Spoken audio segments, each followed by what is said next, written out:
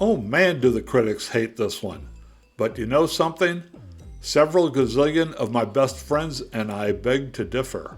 Hansel and Gretel Witch Hunters is a fantasy action adventure that killed at the box office in January 2013 and has been a healthy property for Paramount in the home video and streaming markets. It was the first English-language film for Norwegian writer-director Tommy Wirkola. He since has won over critics with a handful of successful genre films, including Santa Claus slasher Violent Night in 2022. I don't really understand why critics didn't like Hansel and Gretel Witch Hunters.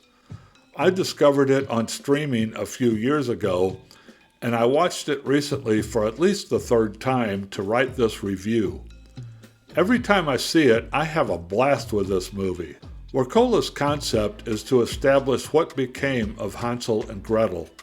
We get enough of the fairy tale in the first few minutes to establish the relevant backstory. Several years after the two orphans baked the cannibalistic witch and escaped the gingerbread house, Hansel, played by Jeremy Renner, and his sister Gretel, played by Gemma Arterton, show up in town as famous witch hunters.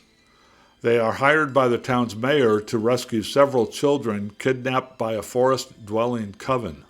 Hansel and Gretel go off to find the kids, trailed by a host of friends and foes, and we get an exciting run of action sequences the rest of the way. The fight choreography is expertly done.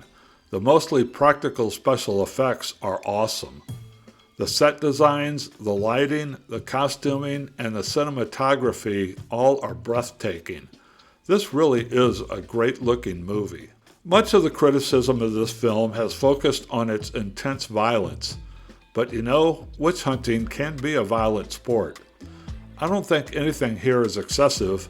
It can get a bit gnarly at times, but for the most part, the violence is as much cartoonish as it is realistic.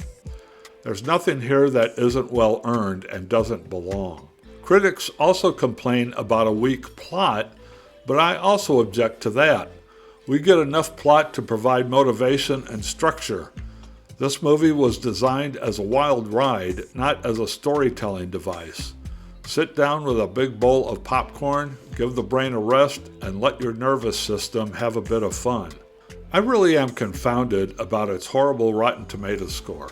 The Letterboxd crowd rates it ridiculously low too. Myself, I give it 3.5 out of 5 stars. I have it as number 5 on my Letterboxd list of 10 severely underrated movies.